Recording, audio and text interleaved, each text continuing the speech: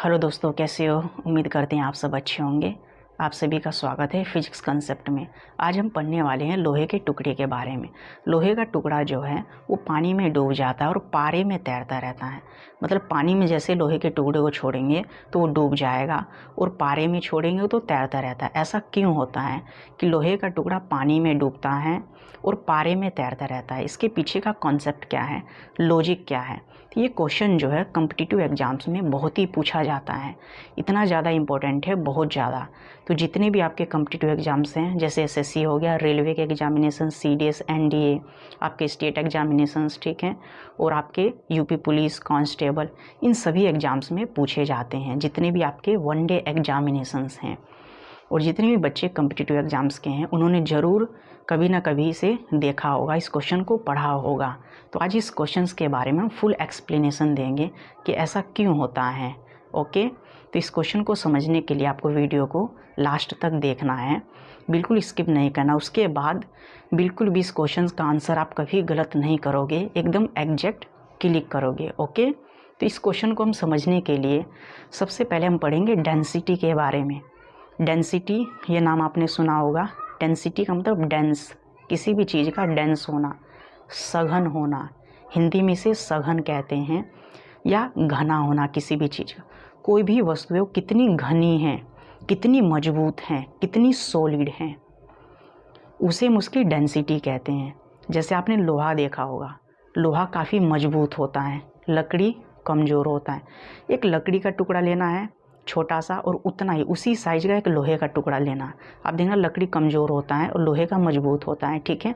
इसे हम एक्सप्लेन करते हैं डेंसिटी को, ये कैसे, ठीक है। आप पहचानोगे कि किसकी डेंसिटी ज़्यादा है और किसकी कम होती है। ओके, क्योंकि यहाँ पर हमने दो पदार्थ बनाए हुए हैं, कोई भी आप वस्तु मान सकते हो, ठीक है। ये दोनों सेम साइज के हैं, ठीक है। थोड़ा बहुत ये बड़ा सा आपको लग रहा होगा, आपको मानना है कि दोनों के लगभग सेम साइज है, बिल्कुल सेम है, ठीक है। तो हम डेंसिटी को एक्सप्लेन कर रहे हैं। तो इस वस्तु के अंदर हम क्योंकि कोई भी वस्तु जो है मॉलिक्यूल से मिलकर बनी होती है, अणु या परमाणु से। तो इस वस्तु के अंदर के जो मॉलिक्यूल हैं वो इस तरीके से है, ठीक है। ये इसके अंदर के मॉलिक्यूल है, ठीक है। इस वस्तु के अंदर भी हम बना लेते हैं।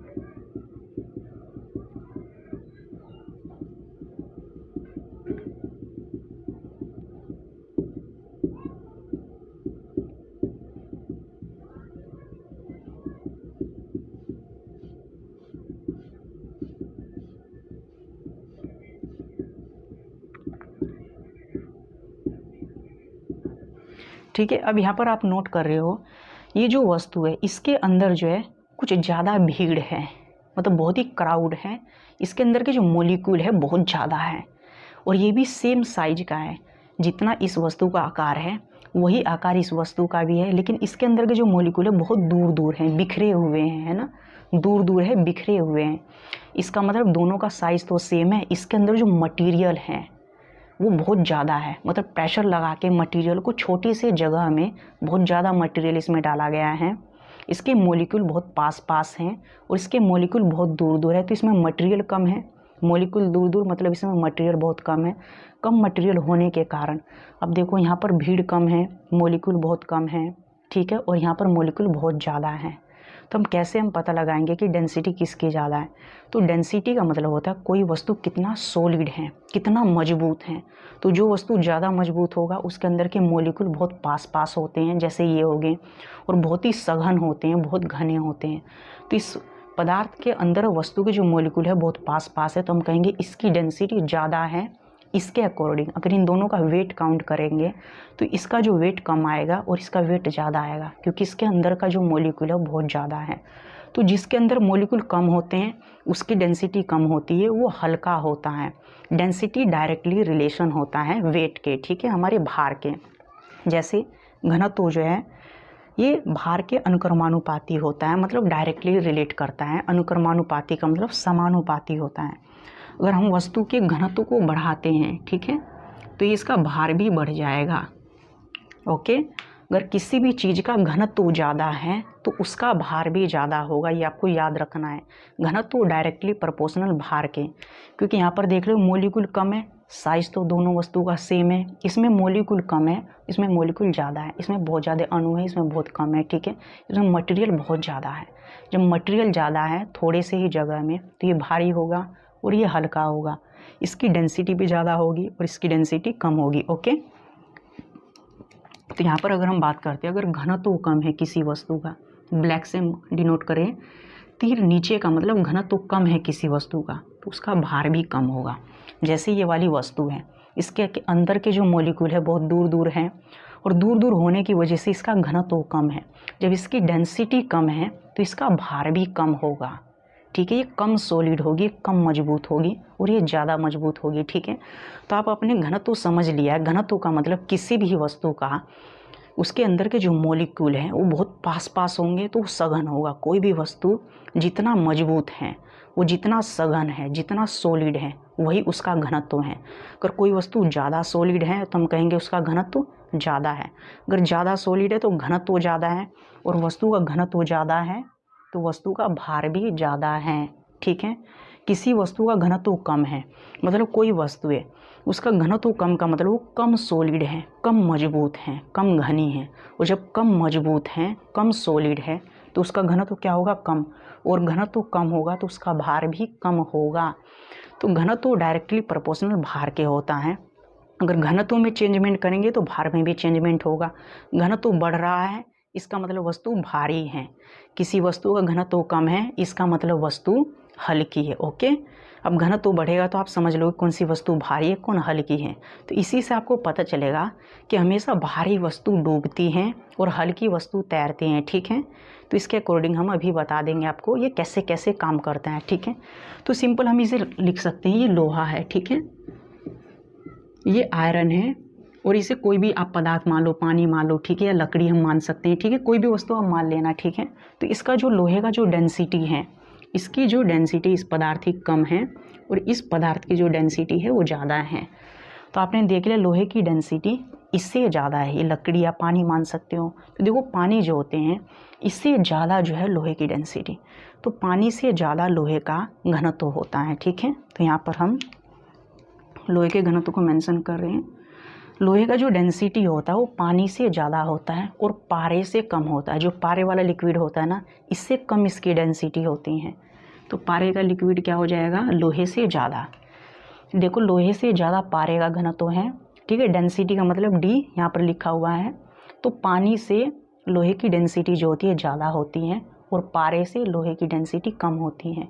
ये जो खुला हुआ मुँह होता है इसका मतलब होता है जिधर खुला हुआ होता है वो बड़ा होता है। जैसे यहाँ पर लोहे की तरफ ये खुला हुआ है, इसका मुंह ये ग्रेटर देन होता है, ठीक है। लोहे से की तरफ खुला हुआ है ना, तो पानी से बड़ा है लोहा, मतलब डेंसिटी जो है लोहे की पानी से ज़्यादा है। और ये चोंच सा ही छोटा सिंबल होता है, पारे से लोहे की डेंसिटी कम है, ठीक है। तो ये हमने अभी डेंसिटी के बारे में एक्सप्लेन किया है। अब हम पढ़ेंगे बॉइंट फोर्स के बारे में, ओके, उत्प्लावक बल के बारे में। उत्प्लावक बल को हम बॉइंट फोर्स कहते हैं। उत्प्लावक बल डायरेक्टली द्रव के घनत्व के होता है और वस्तु के आयतन के भी ये डायरेक्टली प्रोपोर्शनल होता है। तो उत्प्लावक बल होता क्या है? बॉइंट फोर्स के बारे में देखो, जब हम किसी वस्तु को पानी में डुबोते हैं, मान लेते हैं यहाँ पर हम कोई वस्तु है, हमने पानी में डुबो दिया, तो उस वस्तु पर एक नीचे की तरफ बल काम करता है mg, ठीक है। भार जो होता है नीचे की तरफ काम करता है और एक ऊपर की तरफ बल काम करता है। इस तरीके से इस वस्तु पर ऊपर की ओर एक बल लगेगा, नीचे की ओर mg, और इस वस्तु पर पूरा ऊपर की ओर एक बल लगता है, ठीक है। उस बल को हम कहते हैं उत्प्लावक बल, बॉइंट फोर्स। किसी भी वस्तु को जब हम पानी में डुबोएंगे, ठीक है, कोई वस्तु था हमने इसे पानी में डुबोया, तो नीचे की तरफ क्या काम, इसका mg काम करेगा, भार नीचे की ओर, और ऊपर की ओर एक बल काम करता है जिसे हम कहते हैं उत्प्लावक बल, ओके। तो उत्प्लावक बल, हिंदी वाले जो स्टूडेंट है, उत्प्लावक मतलब ऊपर की ओर लगने वाला बल। उत्प्लावक ऊपर की ओर लगने वाला जो बल होता है उसे उत्प्लावक कहते हैं, बॉइंट फोर्स कहते हैं, ओके। आप उत्प्लावक बल के बारे में समझ चुके हो। जैसे आपको एक बाल्टी में पानी ले लेना है, अगर इस बल को आपको फील करना है तो पानी में एक आपको मग को डालना है, इस तरीके से, ठीक है। कोई भी आपके पास मग है, इस तरीके से आपने घर में देखा होगा, तो बाल्टी को भर लेना और बाल्टी में ऐसे मग को प्रेशर लगाना है। तो आप फील करना मग पर एक ऊपर की ओर ऐसे बल लगेगा, मग को हम नीचे की ओर ऐसे ले जाएंगे और एक ऊपर की ओर बल लगेगा ये बहुत हल्का लगेगा और नीचे से एक प्रेशर लगेगा। तो नीचे से जो प्रेशर लगता है उसे उत्प्लावक बल कहते हैं। अगर हम पानी में से आधा डुबो देते हैं ऐसे ही, बस आधा ही, और जैसे हम छोड़ेंगे तो ये ऊपर की ओर कूद जाएगा। तो जो कूदता है ना, ये उत्प्लावक बल की वजह से, बॉइंट फोर्स की वजह से। ओके, तो पानी में जब हम किसी वस्तु को डुबोते हैं तो नीचे की ओर तो mg काम करेगा, तो ऊपर की ओर जो बल काम करता है उसे हम कहते हैं उत्प्लावक बल। और ये उत्प्लावक बल जो होता है हमेशा वस्तु के आयतन पर, इसके वॉल्यूम पर डिपेंड करेगा। तो कितनी बड़ी वस्तु आप पानी में डुबो रहे हो तो इसका वॉल्यूम देखोगे, ये काफ़ी चौड़ा है, ठीक है, लंबा भी है, और नीचे से इतना पानी हटाएगा। जब हम इसे ऐसे डालेंगे ना पानी में तो लगभग इतना, यहाँ से यहाँ तक का ये देखो, लगभग ये इतना पानी को प्रेशर लगाएगा। तो जब इतने पानी को हटाएगा, वॉल्यूम इसका ज़्यादा है तो प्रेशर इस पर ज़्यादा लगेगा। तो प्रेशर जो होता है, अगर हम बात करते हैं उत्प्लावक बल, तो ये आयतन के बढ़ने पर बढ़ता है। आयतन अगर किसी वस्तु का ज़्यादा है तो उस पर उत्प्लावक बल ज़्यादा लगेगा, ठीक है। इस तरीके से अगर हम कोई गिलास लेते हैं, अब देखो इसकी चौड़ाई भी बहुत कम है, ठीक है, लंबाई लगभग दोनों की सेम थी, लेकिन ये वाला जो सरफेस है काफ़ी छोटा है। तो इसे जब डुबोएंगे ना पानी में, ऐसे आधा डुबोगे तो इस पर कम आपको बल महसूस होगा मग के अपेक्षा। इसे आप बाल्टी में डुबो के देखना, नीचे से जो प्रेशर लगेगा इस पर कम लगेगा और उस पर ज़्यादा है, क्योंकि उसका वॉल्यूम ज़्यादा है और इसका वॉल्यूम कम है, ठीक है। तो उत्प्लावक बल की दो कंडीशन होती है, ये वॉल्यूम के डायरेक्टली प्रोपोर्शनल होता है आयतन के डायरेक्टली। मतलब उत्प्लावक बल ज़्यादा कब होगा, जब किसी वस्तु का आयतन ज़्यादा हो। किसी वस्तु को हम वॉल्यूम ज़्यादा है उसे डुबोंगे तो उस पर ज़्यादा उत्प्लावक बल, बॉइंट फोर्स लगेगा। और उत्प्लावक बल जो लिक्विड होता है, द्रव होता है, उसके घनत्व पर भी निर्भर करता है कि कोई द्रव कितना सघन है, उसके मॉलिक्यूल कितने पास पास है। जैसे पारा हो गया, पारे की जो डेंसिटी होती है वो ज़्यादा होती है, लोहे से भी ज़्यादा होती है, इसके मॉलिक्यूल बहुत पास पास होते हैं, तो पारा डेंस है। और जब पारा डेंस है, ये पानी से भी डेंस होता है, तो पारा जो होता है उत्प्लावक बल पानी से ज़्यादा लगाएगा। और पानी जो होता है कम डेंस है, इसकी डेंसिटी कम है, मॉलिक्यूल पारे के अकॉर्डिंग दूर दूर हैं, ठीक है, तो ये कम उत्प्लावक बल लगाएगा। तो उत्प्लावक बल जो होता है वो द्रव के घनत्व के समानुपाती होता है, ठीक है। देखो यहाँ पर लिखा हुआ है उत्प्लावक बल समानुपाती द्रव के घनत्व के, लिक्विड के घनत्व हो गए, ठीक है। अगर लिक्विड का घनत्व ज़्यादा है ना तो उत्प्लावक बल भी ज़्यादा वस्तु पर लगेगा। अगर लिक्विड का घनत्व ज़्यादा है तो उत्प्लावक बल ज़्यादा लगेगा। अगर ये देखो घनत्व बढ़ रहा है तो उत्प्लावक बल भी बढ़ेगा, ओके। अगर हम लिक्विड के घनत्व को घटा देते हैं, मान लीजिए पानी है, लिक्विड हम मान लेते हैं यहाँ पर पानी, तो पानी का घनत्व कम होता है, तो पानी का जब घनत्व कम होगा तो उत्प्लावक बल भी कम लगेगा, ऊपर की ओर बल कम लगेगा, ओके। और ये वस्तु के आयतन के भी समानुपाती होता है। अगर वस्तु का आयतन ज़्यादा है, ठीक है, अगर वस्तु का आयतन ज़्यादा है तो उत्प्लावक बल ज़्यादा लगेगा, और आयतन कम है तो उत्प्लावक बल कम लगेगा, ओके। इसे हम ब्लैक से कर देते हैं कि कम का सिंबल जो है, देखो ब्लैक नीचे जा रहा है ना, तो ये ब्लैक कर देते हैं। तो अभी आपने डेंसिटी के बारे में और उत्प्लावक बल के बारे में हमने समझ लिया है, ठीक है। ये सब जो नियम दिए थे तैरने के, वो आर्किमिडीज नाम के वैज्ञानिक ने दिया था। जब हम किसी भी वस्तु को पानी में डुबोते हैं तो उस पर दो बल लगते हैं, एक बल नीचे की ओर लगेगा जो भार होगा, एक बल ऊपर की ओर लगेगा जो उत्प्लावक बल होता है, ओके। और किसी वस्तु को हम पानी में डुबोते हैं ना, उसके भार में जो कमी होती है, आपने देखा जब हम किसी भी वस्तु को पानी में डुबोएंगे तो हमें हल्की लगने लगती हैं। अगर आधे किलो की वस्तु या 100 ग्राम की वस्तु को हम पानी में डुबोते हैं तो उसका वेट कम हो जाएगा, वो हमें 50 ग्राम 40 ग्राम की लगने लगेगी। तो जितना वस्तु के भार में कमी होता है वो उतना ही पानी हटाती है। अगर किसी वस्तु को हम पानी में से डुबो रहे हैं तो उसके भार में हमें जितनी कमी महसूस होगी ना, उसने उतना पानी हटा दिया है। तो हटाए गए पानी के भार के बराबर कमी महसूस होती है। किसी भी वस्तु द्वारा हटाए गए द्रव के भार के बराबर उसके भार में कमी होती है। किसी भी वस्तु को पानी में डुबोएंगे तो उसके भार में उतनी ही कमी होगी जितना वो पानी को विस्थापित करेगा, हटाएगा, ठीक है। ये आर्किमिडीज का नियम है, ओके। अब हम मेनली फाइनल पॉइंट पर आ जाते हैं कि लोहे का जो टुकड़ा होता है वो पानी में डूब जाता है और पारे पर तैरता रहता है। तो कोई भी वस्तु है उसके तैरने के कंडीशन के बारे में अगर हम बात करते हैं, ठीक है, तो देखो कोई भी वस्तु किसी भी द्रव में तैरेगी, कब फ्लोट करेगी। कंडीशन नंबर फर्स्ट, वस्तु अपने भार के बराबर अगर द्रव हटाता है कोई भी वस्तु है, किसी भी वस्तु को हम पानी में डुबोते हैं, मान लीजिए 100 ग्राम की वस्तु है, पानी में हमने डुबोया, उसने 100 ग्राम का पानी हटा दिया, अपने भार के बराबर अगर पानी हटा रहा है, किसी भी वस्तु को पानी में डुबोते अगर भार के बराबर पानी हटा रहा है तो तैरेगी, ठीक है। कंडीशन नंबर फर्स्ट, किसी भी वस्तु को या वस्तु अपने भार के बराबर द्रव हटाती है, किसी वस्तु को पानी में डुबोते हैं तो जब वो अपने भार के बराबर द्रव हटाएगी तब वो तैरेगी, ये तैरने की कंडीशन है। कंडीशन नंबर सेकंड, वस्तु का घनत्व द्रव से कम होगा। किसी भी वस्तु को अगर हम किसी भी लिक्विड में डुबो रहे हैं तो उस वस्तु का, मान लीजिए कोई वस्तु है उसे लिक्विड में डुबो रहे हैं तो उस वस्तु का अगर घनत्व कम है लिक्विड से, उस वस्तु का घनत्व लिक्विड से कम है तो वो तैरेगी, ठीक है। किसी वस्तु का घनत्व कम है, घनत्व कम का मतलब हल्की है, अभी तो बताया था, देखो घनत्व कम है तो वस्तु का भार भी कम होगा, मतलब घनत्व कम है तो हल्की, और हल्की चीज़ें ही तो पानी में चीज़ें जो लिक्विड में तैरती हैं, हल्की चीज़ें तैरती है, ओके। और कंडीशन नंबर थर्ड है, उत्प्लावक बल का मान अगर वस्तु के भार से ज़्यादा लग रहा है तब भी तैरेगी, क्योंकि वस्तु को जब हम पानी में डुबोते हैं तो उस पर एक नीचे की और mg काम करेगा और ऊपर की ओर जो बल लगता है, किसी भी वस्तु को हम पानी में डुबो रहे हैं तो ऊपर की ओर जो बल लग रहा है उसे उत्प्लावक बल कहेंगे, और जब उसकी डेंसिटी ज़्यादा है, लिक्विड की डेंसिटी ज़्यादा है तो बल ऊपर की ओर बहुत ज़्यादा लगेगा, और ज़्यादा बल लगेगा ऊपर की ओर तो वस्तु ऊपर फ्लोट करने लगेगी, वो तैरने लगेगी। तो तैरने के 3 नियम हैं, वस्तु अपने भार के बराबर द्रव हटाएगा तब तैरेगा, वस्तु का घनत्व अगर कम होगा तब तैरेगा, उत्प्लावक बल का मान वस्तु के भार से ज़्यादा होगा तब तैरेगा, ओके। तो देखो लोहे का जो टुकड़ा होता है, अब आपने समझ चुके होंगे कि लोहे का टुकड़ा क्यों तैरता है पानी में और पानी में डूब जाता है और पारे में तैरता है, ऐसा क्यों होता है?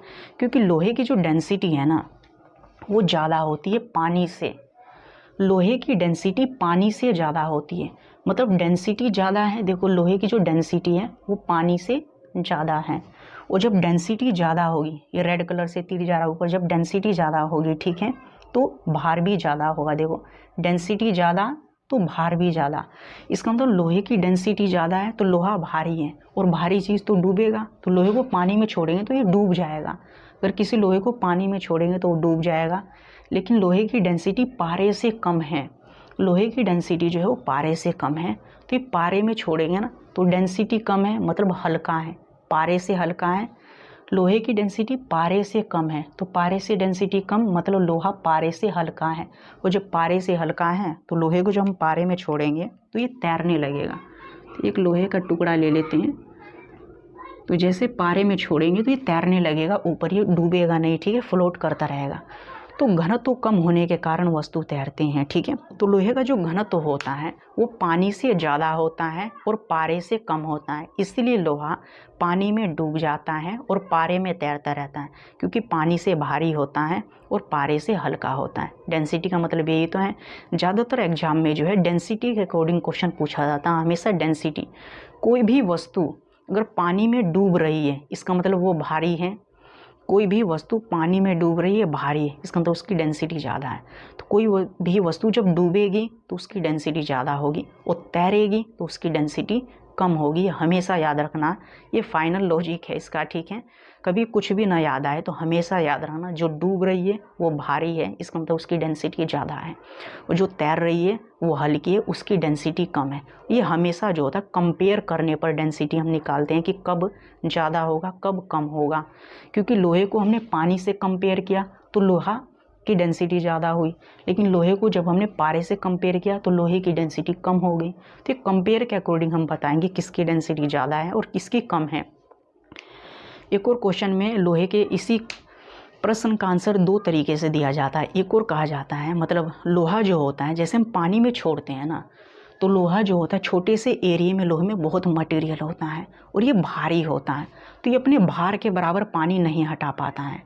लोहे को जब हम पानी में छोड़ते हैं तो ये अपने भार के बराबर पानी नहीं हटा पाता है, और जब ये भार के बराबर पानी नहीं हटाएगा तो ये डूब जाएगा, क्योंकि नीचे से प्रॉपर उत्प्लावक बल मिलेगा ही नहीं, क्योंकि उत्प्लावक बल का मान अगर वस्तु के भार से ज़्यादा है, देखो उत्प्लावक बल का मान अगर वस्तु के भार से ज़्यादा है जब भी वस्तु तैरेगी, और लोहे का जो भार होता है ना, जैसे हम पानी में डुबोते हैं तो अपने भार के बराबर पानी नहीं हटाएगा। अब जब लोहा अपने भार के बराबर पानी नहीं हटाता है इसीलिए डूब जाता है। ठीक है, तो लोहे के केस में दो तरीके से आंसर आपको देना है। या तो लोहे का जो घनत्व है पानी से ज़्यादा है इसीलिए वो पानी में डूबता है। ठीक है, और दूसरा कारण है लोहा जो है जब हम पानी में छोड़ते हैं तो अपने भार के बराबर पानी को नहीं हटा पाता है इसलिए पानी में डूबता है। ठीक है, तो लोहा जो होता है अपने भार के बराबर पानी नहीं हटा पाता इसलिए पानी में डूब जाता है। ओके, या हम कहेंगे लोहे की जो डेंसिटी है वो पानी से ज़्यादा है, लोहे का घनत्व तो पानी से ज़्यादा है इसीलिए वो पानी में डूब जाता है, पानी में नहीं तैरता है। और पारे में इसीलिए तैरता है कि लोहे की जो डेंसिटी है वो पारे से कम है, हल्का है, ये पारे से कम है और पारे में तैरता रहता है। और डेंसिटी ज़्यादा होने से यहाँ पर उत्प्लावक बल का भी मान बढ़ जाता है, और जब उत्प्लावक बल बढ़ेगा तो ऊपर की ओर इस पर एक बल लगेगा और ये तैरने लगेगा। ठीक है, उत्प्लावक बल के कारण भी, क्योंकि द्रव का अगर डेंसिटी ज़्यादा है, यहाँ पर जो है वो द्रव की डेंसिटी ज़्यादा है। देखो यहाँ पर लिखा हो उत्प्लावक बल ये घनत्व पर निर्भर करता है, द्रव के घनत्व पर। यहाँ पर तो द्रव का घनत्व कम है, लोहे का घनत्व ज़्यादा और द्रव का कम। जब लोहे का ज़्यादा है और द्रव का कम, नीचे से कम बल लगेगा तो लोहा डूब जाएगा। और यहाँ पर द्रव का जो घनत्व वो ज़्यादा है, द्रव का घनत्व ज़्यादा, क्योंकि पारे का घनत्व लोहे से भी ज़्यादा है तो लोहे का कम है और पारे का ज़्यादा है। तो यहाँ पर देखो ये जो है इसका जो डेंसिटी है वो कम है, और यहाँ पर जो लिक्विड है, ठीक है, ये जो लिक्विड है इसकी डेंसिटी ज़्यादा है। तो यहाँ पर इस लिक्विड की डेंसिटी ज़्यादा है और लोहे की डेंसिटी कम, इसलिए तैर रहा है। ठीक है, और यहाँ पर इस लिक्विड की डेंसिटी कम है। ठीक है, और इस लोहे की डेंसिटी जो है, ये जो लोहा है वो ज़्यादा है। तो डेंसिटी ज़्यादा तो ये क्या है, भारी, और भारी होने की वजह से ये डूब जा रहा है और ये यहाँ पर हल्का महसूस होगा। ओके, तो कोई भी वस्तु कब डूबता है, तो यहाँ पर दो कंडीशन हमने दिखाई हुई है। ठीक है, अगर वस्तु की डेंसिटी ज़्यादा है, ठीक है, ये दो तरीके से होगा, कंपेयर होता है। ठीक है, अगर वस्तु की डेंसिटी ज़्यादा और उस वस्तु को हम द्रव में, किसी भी द्रव में डुबो रहे हैं, ठीक है, वस्तु को अगर हम किसी भी द्रव में डुबोते हैं और उस द्रव की डेंसिटी कम है, एक की डेंसिटी हमेशा इसमें ज़्यादा होगी और एक की कम, या तो वस्तु की डेंसिटी ज़्यादा होगी या द्रव की कम होगी, या द्रव की कम होगी वस्तु की ज़्यादा होगी। ओके, तो यहाँ पर हमने ले लिया वस्तु की डेंसिटी ज़्यादा है और द्रव की कम है।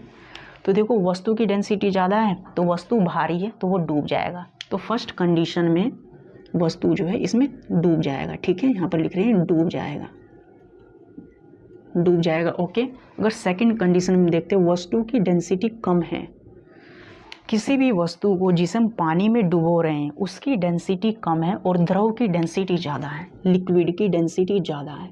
तो अब लिक्विड की डेंसिटी ज़्यादा है तो नीचे से उत्प्लावक बल भी ज़्यादा मिलेगा उसे, तो अब वो तैरेगा, क्योंकि यहाँ पर डेंसिटी कम है तो हल्का है, तो हल्का है तो तैरेगा। ठीक है, अब आप फाइनल समझ चुके होंगे डेंसिटी के बारे में, उत्प्लावक बल के बारे में, कोई भी वस्तु कब तैरती है।